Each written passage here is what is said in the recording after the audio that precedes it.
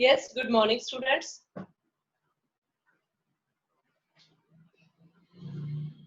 आज का जो बेटा हमारा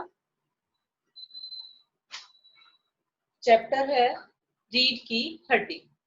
आप अपनी जो पाठ्य पुस्तक है कृतिका वो ओपन करेंगे। कृतिका पाठ्य पुस्तक लेसन नंबर 3 रीड की हड्डी। यस स्टूडेंट्स, जिसके पास भी नहीं है बेटा अपनी कलेक्ट करके फटाफट ओपन कीजिए लेसन और हम लेसन रीड करते हैं। रीड की हड्डी। लेखक है जगदीश चंद्र माथुर। तो जो जगदीश चंद्र माथुर हैं वो इस लेसन में जो है इस पाठ में क्या बताना चाहते हैं कि जो समाज में जो ये पाठ है ये आधारित है बेटा कि जो बेटा बेटी के बीच में जो अंतर करते हैं जो पेरेंट्स, यह उन पर जो है सीधा कटाक्ष किया गया है कि जो बेटा बेटी है उसके बीच में कोई भी अंतर नहीं है। जो हमारी रूढ़िवादी मान्यताएं हैं हमें उन्हें खत्म कर देना चाहिए। तो यहाँ हम अब लेसन स्टार्ट करते हैं बेटा। Lesson number 3 page number 27 open करेंगे। तो लेसन है बेटा हमारा मामूली तरह से सजा हुआ एक कमरा। जो रीढ़ की हड्डी है वो एक एकांकी है बेटा। एकांकी क्या होती है? एकांकी होती है जैसे नाटक होता है, वो नाटक जो है एक बड़ा होता है लेकिन जो एकांकी है उसमें एक ही अंक होता है। जैसे नाटक में एक अंक समाप्त होता है दूसरा शुरू हो जाता है। नाटक जो है लंबा होता है, उसमें जो है समय ज्यादा लगता है प्ले करने में या देखने में या सुनने में, लेकिन जो एकांकी है वह नाटक से छोटी होती है। तो यह एक एकांकी है। मामूली तरह से सजा हुआ कमरा। अब जैसे जैसे हम जो स्टेज पर है नाटक को जो है प्ले किया जा सकता है, तो वैसे ही एकांकी को भी जो है प्ले किया जा सकता है स्टेज पे। तो इसलिए जो है यह दृश्य दिखाया गया है कि किस प्रकार मामूली तरह से सजा हुआ एक कमरा है। अंदर के दरवाजे से आते हुए जिन महास्य की पीठ नजर आ रही है वे अधेड़ उम्र के मालूम होते हैं। तो एक कमरा है, बिल्कुल सजा धजा हुआ कमरा है और अंदर से एक महाशय आ रहे हैं और उनकी पीठ नजर आ रही है और जो महाशय जी हैं वो जो है अधेड़ उम्र के हैं। एक तख्त को पकड़े हुए पीछे की ओर चलते चलते कमरे में आती है। तख्त का दूसरा सिरा उनके नौकर ने पकड़ रखा है। तो जो महाशय जी हैं वो एक तख्त को पकड़े हुए हैं, एक सिरा जो है उन महाशय जी ने पकड़ा हुआ है और जो दूसरा सिरा है वह उनके नौकर ने पकड़ा हुआ है। अब बाबू क्या कहता है, अब धीरे धीरे चल, अब तख्त को उधर मोड़ दे, उधर बस बस। अब नौकर से जो महाशय जी हैं बाबू वो क्या कहते हैं, उधर चल, धीरे धीरे चल, उधर मोड़ दे, इधर मोड़ दे। तो नौकर कहता है बिछा दूं साहब। बाबू कहता है जरा तेज आवाज में, और क्या करेगा, परमात्मा के यहाँ अकल बढ़ रही थी तो तू देर से पहुंचा था क्या। तो जो महाशय जी है वो नौकर को क्या कहते हैं, जब वो उसे पूछता है कि अब बिछा दूं महाराज, महाशय जी या बाबू साहब, तो कहते हैं कि जब और क्या करेगा, बिछा दे, अब जहाँ बिछाना था जब वहां पहुंच गए हैं हम तो अब इसे बिछा दे। तो कहता है जो बाबू साहब है वो कहता है नौकर को कि जब अकल बट रही थी तो तू क्या परमात्मा के पास देर से पहुंचा था, इट मीन्स कि तेरे अंदर तो अकल ही नहीं है। नौकर कहता है तख्त बिछाता है ही करता है। तो फिर क्या कहता है, और ये पसीना किस लिए बहाया है तूने, भाई तख्त इतनी दूर से हम उठाकर लेकर आए हैं, बिछाने के लिए तो लेकर आए हैं। तख्त बिछाता है और नौकर जो है ही करके हंसता है। बाबू कहता है हंसता क्यों है, हमें अपने भी जवानी में कसरतें की हैं। कि तू हंसता क्यों है, हमने भी जवानी में कसरतें की है। कौन कहता है, बाबू साहब कहता है नौकर से। कलसों से नहाता था लोटों की तरह, यह तख्त क्या चीज है, उसे सीधा कर, यूं हाँ बस, और सुन बहू जी से दरी मांग ला। फिर कहता है कि हंसता क्यों है, अबे हमने भी जवानी में कसरतें की है, कि हम भी जो है खूब जो है एक्सरसाइजेस करते थे, कसरतें करते थे, और कलसों से नहाता था लोटों की तरह। कि जब अब जैसे तुम लोटों से नहाते हो, लोटे जो रसोई में हम यूज करते हैं बर्तनों में, लोटा, तो कहता है तुम तो अब लोटों से नहाते हो, और हम तो जो है कलशों से नहाया करते थे। कलश बेटा देखा है आपने? तो कलश जैसे एक बर्तन ही होता है, उसके अंदर जो पानी निकलने का है अलग से जो है होता है, जैसे केतली टाइप सा थोड़ा सा होता है कलश। तो इसके बाद क्या होता है, तख्त बिछाता है और चला जाता है उसके बाद, और कहता है, जो बाबू साहब कहता है नौकर से कि जा बहू से दरी मांग ला और इस तख्त पर लाकर बिछा दे, इसके ऊपर बिछा दे। किसके ऊपर? तख्त के ऊपर। कौन कहता है? बाबू साहब कहता है। किसको? नौकर। चद्दर भी ले आना, कल जो धोबी के यहाँ से आई थी, कि जो धुली हुई चद्दर जो है धोबी के यहाँ से आई थी, वो चद्दर भी ले आना, और बकरानी से दरी भी ले आना। कहता है कि धुली हुई चद्दर ही लेकर आना। नौकर चला जाता है। बाबू साहब इस बीच जो है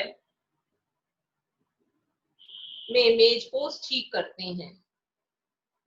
जो मेज पर कपड़ा बिछा हुआ है उसे ठीक करते हैं, एक झाड़ू से गुलदस्ते को साफ करते हैं, कुर्सियों पर भी दो चार हाथ लगाते हैं। सहसा अचानक घर की मालकिन प्रेमा आती है। तो घर की मालकिन का क्या नाम है? प्रेमा। गंभीर रंग है, छोटा कद है, कि ना ज्यादा गोरी है ना ज्यादा काली है, और छोटा सा कद है उसका। चेहरे पर आवाज से जाहिर होता है कि किसी काम में बहुत ही व्यस्त है, बिजी है। कि उसका चेहरे से ऐसे ज्ञात होता है कि वह बहुत ही बिजी है। और उसके बाद क्या होता है, जब प्रेमा आती है तो उसके पीछे पीछे भीगी बिल्ली की तरह नौकर आ रहा है खाली हाथ। बाबू साहब राम स्वरूप दोनों तरफ देखने लगते हैं। अब देखिए, जो बाबू साहब हैं उनका नाम है बेटा राम स्वरूप। क्या नाम है? राम स्वरूप। और जो उनकी घरवाली है उनका नाम है प्रेमा। और नौकर एक तरफ तो जो राम स्वरूप है नौकर की तरफ देखता है, फिर अपनी पत्नी की तरफ देखता है, क्योंकि जो नौकर है वो खाली हाथ आया है। और राम स्वरूप ने, बाबू साहब ने क्या मंगवाया था उससे? धुली हुई चद्दर और दरी। प्रेमा कहती है, मैं कहती हूँ तुम्हें इस वक्त धोती की क्या जरूरत पड़ गई, एक तो वैसे ही जल्दी जल्दी में हूँ। राम स्वरूप कहता धोती? प्रेमा कहती हाँ, अभी तो बदल कर आए हो और फिर न जाने किस लिए, लेकिन तुमसे धोती मांगी किसने? प्रेमा कहती है यही तो कह रहा था रतन। तो जो नौकर है बेटा उसका नाम है रतन। तो कहता है, जो मालकिन है प्रेमा वो कहती है कि अभी अभी अभी अभी तो आपने धोती पहनी थी। जो धोती कुर्ता है वो डालता है राम स्वरूप। तो कहती है प्रेमा कि अभी अभी तो आपने धोती पहनी थी, अभी अभी दोबारा क्यों मंगवा रहे हो? तो कहता है किसने मंगवाई है तुम्हारे से धोती? तो कहता है कि जो रतन है। प्रेमा कहती है कि रतन है वो मुझे धोती मांग रहा था। राम स्वरूप कहता है क्यों बे रतन, तेरे कानों में डांट लगी है क्या? डांट मतलब बंद हो रहे हैं क्या? मैंने कहा था धोबी के यहाँ से जो चद्दर आई है उसे मांग ला। अब तेरे लिए दूसरा दिमाग कहाँ से लाऊं, उल्लू कहीं का। उल्लू मीन्स मूर्ख। कि मैंने तेरे से चद्दर मंगवाई थी, धोती नहीं मंगवाई थी। तो तब तेरे लिए दिमाग कहाँ से लेकर आऊं मैं, उल्लू के पट्टे, यानी कि उल्लू कहीं का, मूर्ख कहीं का। अच्छा जा, पूजा वाली कोठरी में लकड़ी के बक्से के ऊपर धुले हुए कपड़े रखे हैं ना, उन्हीं में से एक चद्दर उठा ला। फिर प्रेमा कहती है कि जो पूजा वाली कोठरी है उसमें लकड़ी के जो बक्से के ऊपर जो धुले हुए कपड़े रखे हैं उनमें एक चद्दर रखी हुई है, और वही चद्दर उठा ला, और दरी भी ले आना। दरी यही तो रखी है कोने में, वह पड़ी तो है। प्रेमा कहती है कि दरी तो इसी कमरे में पड़ी है कोने में, वह पड़ी है, उठा लो उसे ही। दरी उठाते हुए राम स्वरूप और बीबी जी के कमरे में से हारमोनियम उठा ला, और सितार भी जल्दी जा। फिर नौकर को कहता है कि जो उनकी बेटी है बीबी जी किसी कहता है उनकी बेटी को। जो राम स्वरूप और प्रेमा है उनकी बेटी को कहता है कि उनकी बेटी के कमरे में से हारमोनियम उठा ला। राम स्वरूप कहता है नौकर को। नौकर का नाम क्या है बेटा? रतन। घर के मालिक का नाम है राम स्वरूप और उनकी पति का नाम है प्रेमा। तो रतन जाता है, पति पत्नी तख्त पर दरी बिछाते हैं। प्रेमा कहती है लेकिन मैं तुम्हारी लाडली बेटी तो मुंह फुलाए बैठी है। अभी उसे लड़के वाले देखने आ रहे हैं लेकिन जो तुम्हारी बेटी है वो तो मुंह फुलाए बैठी है। राम स्वरूप कहता मुंह फुलाए क्यों बैठी है? और तुम उसकी माँ किस मर्ज की दुआ हो? भाई तुम उसकी माँ हो, उसे समझाओ अच्छी तरह से। तुम किस बीमारी की दुआ हो, दवा हो? जैसे तैसे करके तो वे लोग पकड़ में आए हैं। बड़ी मुश्किल से तो लड़के वाले देखने आ रहे हैं और वह मुंह फुलाकर बैठी है। अब तुम्हारी बेवकूफी से सारी मेहनत बेकार जाए तो मुझे दोष मत देना। राम स्वरूप कहता है कि भाई माँ ही समझा सकती है बेटी को, यदि वह मुंह फुलाए बैठी है तो तुम किस मर्ज की दुआ हो? और बड़ी मुश्किल से तो लड़के वाले देखने आ रहे हैं और उसके बाद भी यदि यह मेहनत हमारी बेकार गई तो मुझे इस बात का दोष मत देना। तो मैं ही क्या करूं? प्रेमा कहती है मैं क्या करूं, सारे जतन करके तो मैं हार गई हूँ। मैंने तो उसे हर तरह से समझाया है, तुम ही ने उसे पढ़ा लिखा कर इतना सिर चढ़ा रखा है। मेरी समझ में तो ये पढ़ाई लिखाई के जंजाल आते नहीं है कि जो ये पढ़ाई लिखाई है ये मेरी समझ से बाहर है। तुमने ही उसे इतना पढ़ा लिखा दिया है। अपना जमाना अच्छा था, आ ई पढ़ ली सीख ली, बहुत हुआ तो स्त्री सुबोधनी पढ़ ली। सच पूछो तो स्त्री सुबोधनी में ऐसी ऐसी बातें लिखी हैं, ऐसी बातें कि क्या तुम्हारी बीए एमए की पढ़ाई होगी। और आजकल के तो लक्षण ही अनोखे हैं। फिर प्रेमा क्या कहती है, जो अपने पुराने समय की दुहाई देती हुई कहती है कि पहले का जमाना अच्छा था भाई, आई पढ़ ली, गिनती सीख ली और बहुत हो गया। और इसके अलावा क्या है, जो मैगजीन है पत्रिका उस समय आती थी स्त्री सुबोधनी, ज्यादा से ज्यादा वह पढ़ ली। तो स्त्रियों के लिए जो है उसमें बहुत कुछ होता था, इतनी अच्छी अच्छी बातें होती थी। किसमें? स्त्री सुबोधनी जो मैगजीन थी उसमें इतनी अच्छी अच्छी बातें होती थी कि बीए एमए की पढ़ाई जिसके सामने फेल हो जाए। और आजकल के तो लक्षण ही अनोखे हैं। लक्षण होता है बेटा संस्कार, कि आजकल तो बच्चे मानते ही नहीं किसी चीज को। राम स्वरूप ग्रामोफोन बाजा होता है ना, क्यों? दो तरह का होता है। तो फिर राम स्वरूप उसे एग्जाम्पल देता है कि जो ग्रामोफोन बाजा होता है वो दो तरह का होता है। एक तो आदमी का बनाया हुआ, उसे एक बार चलाकर जब चाहे तब रोक लो। और दूसरा परमात्मा का बनाया हुआ, रिकॉर्ड एक बार चढ़ा तो रुकने का नाम नहीं। तो क्या है कि राम स्वरूप जो है प्रेमा पर कटाक्ष करता है कि तुम एक बार शुरू हो गई तो चुप होने का नाम ही नहीं है। परमात्मा ने तुम्हारे अंदर तो ऐसा जो है ग्रामोफोन जो है फिट कर रखा है कि एक बार रिकॉर्ड पर चढ़ा तो रुकने का नाम नहीं, कि एक बार यदि तुम शुरू हो गई तो चुप रहने का तो नाम ही नहीं है। प्रेमा कहती है तो भी तुम्हें ठिठोली ही सूझती रहती है, यह तो होता नहीं कि उस अपनी उमा की को राह पर लाते, कि तुम्हें तो मजाक ही सूझता है। ठिठोली क्या होता है? मजाक। तुम्हें तो इस काम के समय पर भी, सीरियस मैटर के समय भी जो है मजाक ही सूझ रहा है। ये तो है नहीं कि अपनी बेटी उमा को समझाओ, उसे रास्ते पर लेकर आओ। तो राम स्वरूप और प्रेमा की बेटी का नाम क्या है? उमा। उनके नौकर का नाम क्या है? रतन। फिर कहती है प्रेमा, अब देर ही कितनी रही है उन लोगों के आने में। जो लड़के वाले हैं वो उमा को देखने आ रहे हैं। तो कहती है कि अपनी बेटी को जल्दी समझाओ, अब वो लोग आने ही वाले हैं। तो हुआ क्या? राम स्वरूप कहता बात तो बताओ, वो क्यों मुंह फुलाए बैठी है? तो कहती है कि तुम्ही ने तो कहा था कि जरा ठीक ठाक करके नीचे लाना, भाई उसे थोड़ा सा मेकअप सेकअप करके ठीक लेकर आना नीचे। आजकल तो लड़की कितनी ही सुंदर हो, बिना टिमटाम के भला कौन पूछता है। टिमटाम मतलब श्रृंगार के, मेकअप के। टिमटाम का मतलब यहाँ पर ये है। इसी मारे मैंने तो पाउडर बॉर्डर उसके सामने रखा था, और उसे तो इन चीजों से न जाने किस जन्म की नफरत है। मेरा कहना था कि आंचल में मुंह लपेट कर लेट गई।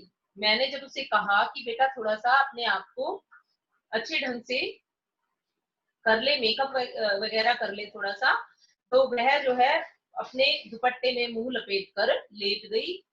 भाई मैं बाज आई तुम्हारी इस लड़की से, भाई मैं तो इस तुम्हारी लड़की से तंग आ चुकी हूँ। कौन कहती है? प्रेमा। किसको कहती है? राम स्वरूप को। राम स्वरूप न जाने इसका कैसा दिमाग है, वरना आजकल की लड़कियों के सहारे तो पाउडर का कारोबार चल रहा है, कि जो जितने भी मेकअप के कॉस्मेटिक्स, जो भी सामान है मेकअप का, तो आजकल की लड़कियों के सहारे तो ये कारोबार चल रहा है। इस लड़की का हम क्या करें, इसे किसी प्रकार का शौक भी नहीं है। फिर प्रेमा कहती है, अरे मैंने तो पहले ही कहा था एंट्रेंस ही पास करा देते, लड़की अपने हाथ रहती और इतनी परेशानी न उठानी पड़ती। पर तुम तो, भाई मैं कहती थी तुम्हें कि +2 पास ही करवा दो, लेकिन तुम मेरी बात नहीं मानी। अब ये अपने हाथ में रहती, अब BA वगैरह जो है करने के बाद, कॉलेज वगैरह जाने के बाद यह अपने हाथ से निकल गई है, अपनी बात नहीं मानती है। तो इसके बाद क्या होता है, राम स्वरूप बात काट कर चुप चुप दरवाजे में झांकते हुए, तुम्हें कतई अपनी जुबान पर काबू नहीं है। कल ही यह बता दिया था कि उन सब लोगों के सामने जो है जिक्र और ढंग से होगा, कि जो वो लोग आएंगे देखने वाले, उनके सामने यह मत बताना कि जो हमारी लड़की है वो बहुत ज्यादा पढ़ी लिखी है। मगर तुम तो अभी से शुरू हो गई, अभी से जो सीक्रेट्स बात थी उसको उगलने लग गई हो। उनके आने तक तो न जाने क्या हाल करूंगी। तो कहता है कि जब मैंने कहा था कि हमने लड़की वालों को नहीं बताना है कि जो उमा है वह पढ़ी लिखी ज्यादा है, क्योंकि वो पढ़ी लिखी लड़की को पसंद नहीं करते। इसके बाद जो है, अच्छा बाबा मैं नहीं बोलूंगी, जैसी तुम्हारी मर्जी हो करना, बस मुझे तो मेरा काम बता दो कि मुझे क्या करना है। इसके बाद उमा को जैसे हो तैयार करके लाओ, न सही पाउडर वैसे कोलबुरी है, पान लेकर भेज देना उसे, और नाश्ता भी तैयार है ना। रतन का आना आ गया, रतन इधर ला, इधर बाजा नीचे रख दे, चद्दर खोल, पकड़ तो जरा उधर से। जो हारमोनियम है वो लेकर आता है रतन, किसका? उमा का, उसके कमरे से उठाकर। फिर कहता है, जैसे वो चद्दर में लेकर आया था उसे, तो कहता है कि इधर से पकड़, और चद्दर बिछाते हैं और वहां पर हारमोनियम रखते हैं। प्रेमा कहती है, नाश्ता तो तैयार है, मिठाई तो वे लोग ज्यादा खाएंगे नहीं, कुछ नमकीन चीजें बना दी हैं, फल रखे ही हैं, चाय तैयार है और टोस्ट भी। मगर हाँ, मक्खन मक्खन तो आया ही नहीं। क्या कहा? मक्खन नहीं आया? तुम्हें भी किस वक्त याद आई है? जानती हो कि मक्खन वाले की दुकान दूर है, पर तुम्हें तो ठीक वक्त पर कोई बात सूझती ही नहीं। अब बताओ रतन, मक्खन लाए कि यहाँ का काम करे? दफ्तर के चपरासी से कहा था आने के लिए, सो नखरे के मारे। कहता है राम स्वरूप कि मैंने दफ्तर के चपरासी को भी कहा था कि घर में काम है, इसलिए आ जाना, लेकिन वह नहीं आया। अब जो रतन है वो यहाँ का काम करेगा या दुकान से मक्खन लेकर आएगा? प्रेमा कहती है, यहाँ का काम कौन ज्यादा है, कमरा तो सब ठीक ठाक है ही, बाजा सितार ही आ ही गया है, नाश्ता यहाँ बराबर वाले कमरे में ट्रे में रखा हुआ है, सो तुम्हें पकड़ा दूंगी, एक आध चीज खुद ले आना। इतनी देर में रतन मक्खन ले ही आएगा, 2 आदमी ही तो हैं। भाई जो उमा को देखने आएंगे वे 2 ही तो आदमी हैं। राम स्वरूप कहता है, हाँ एक तो बाबू गोपाल प्रसाद, और खुद उनका लड़का, जो उसका होने वाला ससुर है उमा का, उसका नाम है गोपाल प्रसाद। देखो उमा से कह देना कि जरा करीने से आए, भाई अच्छी तरह से सज धज कर आए और अच्छी तरह से आए, अच्छी तरह से बात करे। ये लोग जरा ऐसे ही हैं। गुस्सा तो मुझे बहुत आता है इनके दकियानूसी ख्यालों पर। दकियानूसी ख्याल होते हैं पुराने विचारों के। कुछ खुद पढ़े लिखे हैं, वकील है, सभी सभा सोसाइटी में जाते हैं, मगर लड़की चाहते हैं ऐसी कि ज्यादा पढ़ी लिखी न हो। राम स्वरूप कहता है कि मुझे तो इन लोगों की सोच पर गुस्सा आता है कि खुद पढ़े लिखे हैं और लड़की चाहते हैं कम पढ़ी लिखी। प्रेमा कहती है, और लड़का, बताया तो था तुम्हें बाप शेर है तो लड़का सवा शेर। कि बाप यदि वकील है तो बेटा जो है बीएससी के बाद लखनऊ में ही तो पढ़ता है, मेडिकल कॉलेज में। कहता है कि शादी का सवाल दूसरा है, तालीम का दूसरा। तालीम क्या होती है बेटा? शिक्षा। क्या करूं, मजबूरी है, मतलब अपना है, वरना इन लड़कों और इनके बापों को ऐसी कोरी कोरी सुना था कि ये भी। कहता है कि मुझे गुस्सा आता है इनके दकियानूसी ख्यालों पर कि खुद तो बीएससी कर रहा है लड़का, बीएससी के बाद भी पढ़ाई कर रहा है और लड़कियों को पढ़ाने में इन लोगों का विश्वास नहीं है। ये बहुत जो है समाज के अलग ही सोच रखते हैं। समाज के लिए लड़के और लड़की में काफी भेदभाव करते हैं। कौन? गोपाल प्रसाद और उनका बेटा रतन, जो अब तक दरवाजे के पास चुपचाप खड़ा हुआ था, जल्दी जल्दी, बाबूजी बाबूजी क्या है, कोई आते हैं। दरवाजे से बाहर झांककर जल्दी मुंह अंदर करते हुए राम स्वरूप कहता है, अरे ए प्रेमा, वे आ ही गए। नौकर पर नजर पड़ते ही, अरे तू यही खड़ा है बेवकूफ, गया नहीं मक्खन लाने? सब चौपट कर दिया। अबे उधर से नहीं, अंदर के दरवाजे से जा। नौकर अंदर जाता है, और तुम जल्दी करो प्रेमा, उमा को समझा देना, थोड़ा सा गा देगी। प्रेमा जल्दी से अंदर की तरफ आती है, उसकी धोती जमीन पर रखे हुए बाजे से अटक जाती है। यह बाजा वह नीचे ही रख गया है, कमबख्त। राम स्वरूप तुम जाओ, मैं रखे देता हूँ जल्दी। प्रेमा जाती है। बाबू राम स्वरूप बाजा उठाकर रखते हैं और किवाड़ों पर दस्तक, मतलब दरवाजे पर नॉकिंग होती है। आइए आइए आइए आइए। कौन कहता है? राम स्वरूप। फिर क्या होता है कि जो बाबू गोपाल प्रसाद है और उनका लड़का है शंकर। एक तरफ जो लड़की है उसका नाम है बेटा उमा, उसके पिता का नाम है राम स्वरूप और माता का नाम है प्रेमा, और उनके नौकर का नाम है रतन। और जो लड़के वाले देखने आए हैं, लड़के का नाम है शंकर और लड़के के पिता का नाम है बाबू गोपाल प्रसाद। आंखों से लोक चतुराई टपकती है कि वो जो है काफी चतुर जान पड़ते हैं, दोनों चालाक जान पड़ते हैं देखने में। आवाज से मालूम होता है कि काफी अनुभवी और फितरती महाशय है। उनका लड़का कुछ खीस निपोरने वाले नौजवानों में से है। आवाज पतली है और खिसियाहट भरी है, झुकी कमर इनकी खासियत है। तो लड़का जो है वो है शंकर, और वो किस प्रकार का है? उसकी कमर जो है, आवाज जो है वो पतली है और कमर झुकी हुई है, और जो है वो इतना ज्यादा स्ट्रोंग नहीं है, बल्कि दुबला पतला ही है। राम स्वरूप अपने दोनों हाथ मलते हुए हैं, इधर तशरीफ लाइए, इधर बैठ जाइए। बाबू गोपाल प्रसाद बैठते हैं मगर बेंत गिर जाता है। बाबू गोपाल प्रसाद जो हाथ में बेंत लिए हुए हैं वह गिर जाता है। राम स्वरूप कहता है, यह बेंत लाइए मुझे दीजिए। बेंत होता है बेटा स्टिक, टोगा जैसे होता है, जो बड़ा आदमी हाथ में रखते हैं। कोने में रख देते हैं, सब बैठते हैं। मकान ढूंढने में तकलीफ तो नहीं हुई? राम स्वरूप कहता है कि भाई रास्ता मतलब घर ढूंढने में आपको कोई तकलीफ तो नहीं हुई? खखार कर कहता है गोपाल प्रसाद, नहीं तांगे वाला जानता था, और फिर हमें तो यहाँ आना ही था, रास्ता मिलता कैसे नहीं। राम स्वरूप है, यह तो आपकी बड़ी मेहरबानी है, मैंने आपको तकलीफ तो दी। गोपाल प्रसाद, अरे नहीं साहब, जैसा मेरा काम वैसा आपका काम, आखिर लड़के की शादी तो करनी ही है, बल्कि जो कहिए कि मैंने आपके लिए खासी परेशानी कर दी है। यह लीजिए, आप तो मुझे कांटों में घसीटने लगे, हम तो आपके हैं सेवक हैं।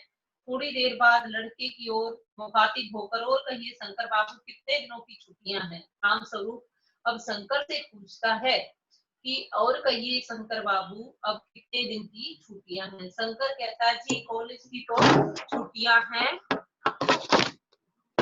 जी कॉलेज की तो छुट्टियां हैं, वीकेंड में चला आया था। आपके कोर्स खत्म होने में तो अब साल भर रहा होगा जी, यही कोई साल 2 साल। कहता है राम स्वरूप किससे पूछता है, शंकर से, कि शंकर बाबू कितने दिनों की छुट्टियां हैं। तो कहता है जी में चला आया हूँ, जैसे सैटरडे संडे का जो होता है। तो कहता है वैसे तो छुट्टियां नहीं थी, लेकिन वीकेंड में जो है मैं आ गया हूँ। आपके कोर्स खत्म होने में तो अब साल भर रहा होगा जी, यही कोई साल 2 साल। साल 2 साल है जी, 1 आध साल का मार्जिन रखता है। मार्जिन मतलब स्पेस। गोपाल प्रसाद, बात यह है साहब कि यह शंकर एक साल बीमार हो गया था। क्या बताए, इन लोगों को इसी उम्र में सारी बीमारियां सताती हैं। एक हमारा जमाना था कि स्कूल से आकर दर्जनों कचौड़ियां उड़ा देते थे। अब गोपाल प्रसाद अपनी सुनाता है कि ये इस एज में भी, जवानी की उम्र में भी ये लोग बीमार हो जाते हैं। एक हमारा जमाना था कि जब हम स्कूल से आते थे, आते ही जो है दर्जनों कचौड़ियां खा जाते थे, मगर फिर भी जो खाना खाने बैठते तो वैसी की वैसी ही भूख होती थी। कचौड़ियां भी तो उस जमाने में पैसे की 2 आती थी। एक पैसे की कितनी कचौड़ियां आती थी, 2। फिर गोपाल प्रसाद कहता है जनाब यह हाल था कि 4 पैसे में ढेर सी बालाई आती थी, और अकेले 2 आने की हजम करने की ताकत थी अकेले।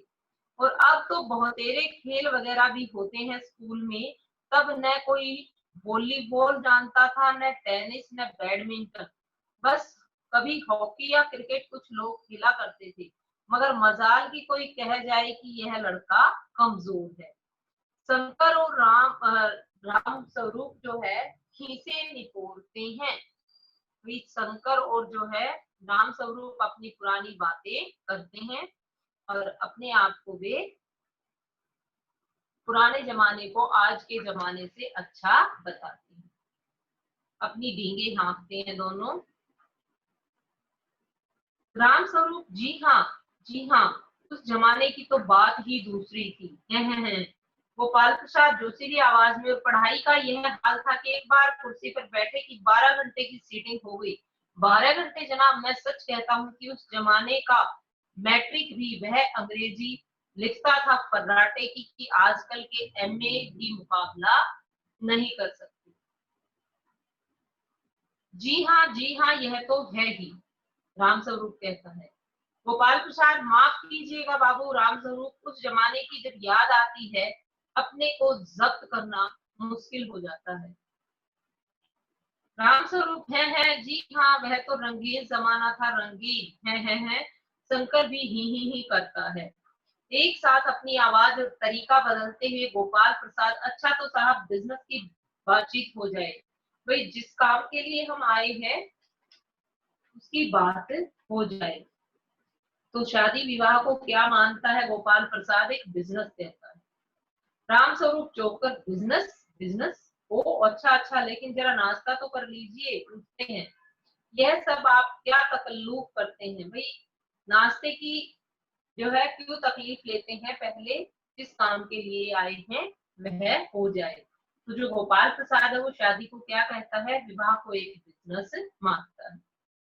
इसके बाद क्या होता है, राम स्वरूप कहता है कि तकलीफ किस बात की, वह है यह तो मेरी बड़ी तकदीर है, मेरा भाग्य है कि आप हमारे यहाँ तशरीफ लाए हैं, आप हमारे यहाँ पधारे हैं, वरना मैं किस काबिल हूँ।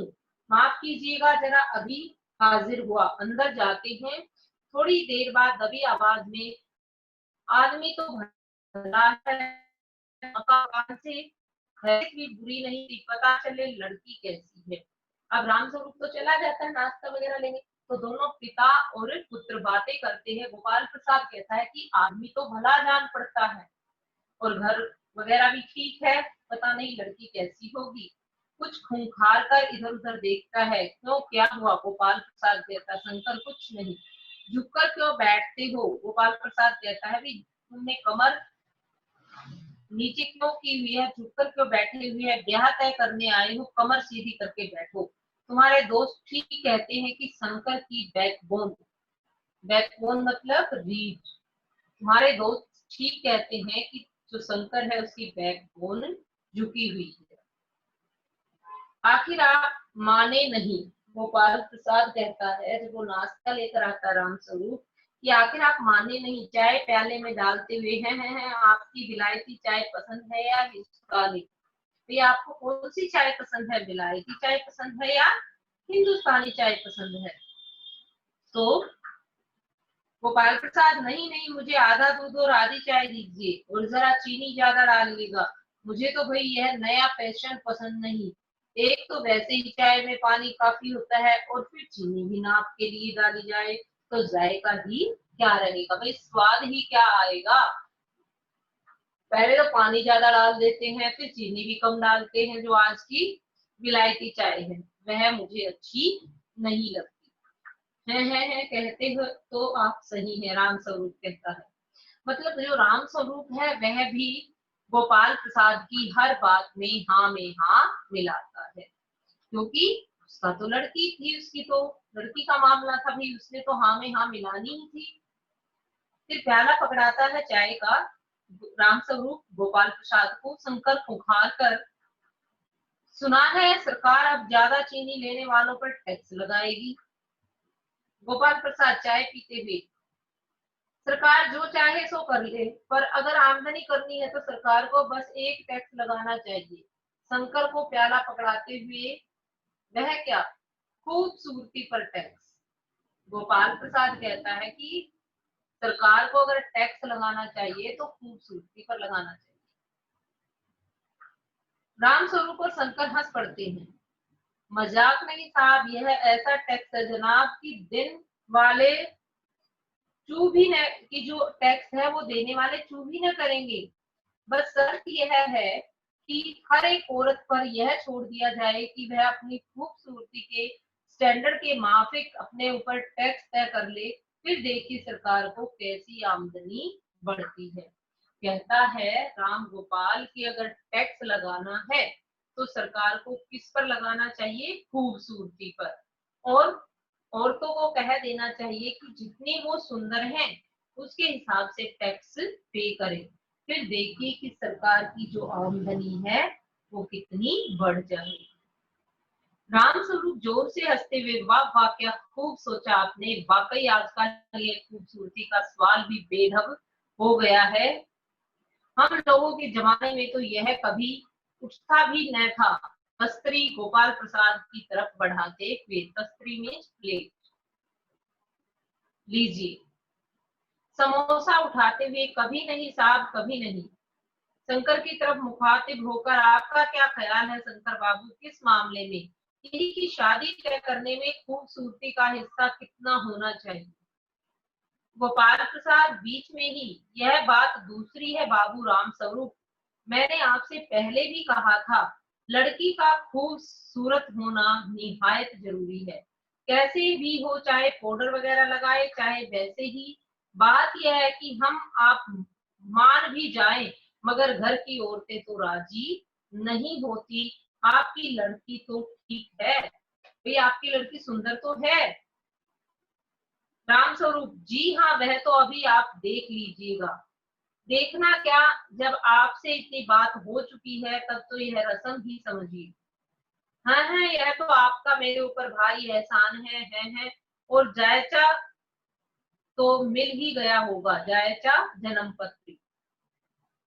जी जायचे का मिलना, भाई दोनों की जन्म पत्री तो मिल गई होगी।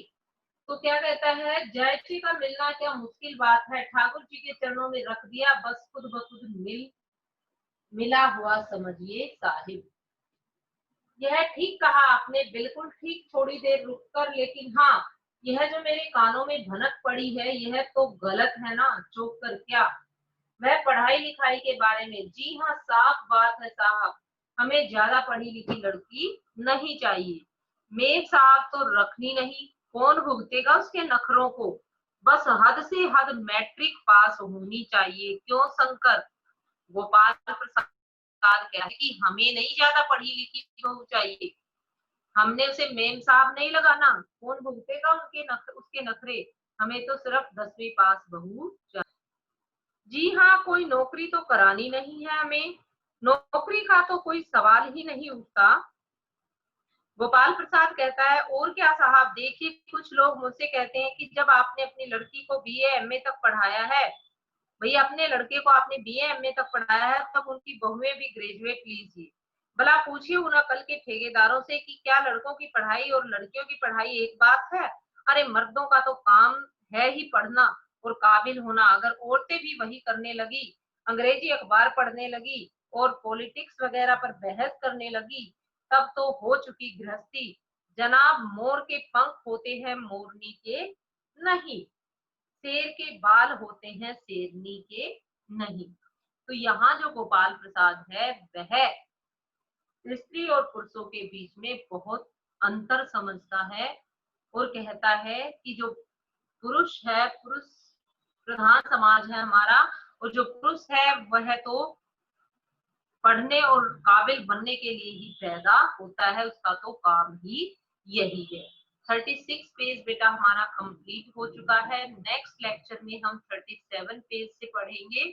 और ये था हमारा आज का लेसन, और जो लेसन है वो काफी इंटरेस्टिंग है, इसको अच्छे से पढ़ें और अच्छे से ना इसके क्वेश्चन भी लर्न करें। अगर आप पार्ट ध्यान से पढ़ेंगे तो आपको जो है क्वेश्चन आंसर की क्रैमिंग की नीड नहीं रहेगी। तो अच्छे से आप इस लेसन को, अगर कहीं से भी कोई प्रॉब्लम है तो दोबारा रीड कर लें और इसके क्वेश्चन आंसर भी देखें कि किस प्रकार से हम आंसर करेंगे।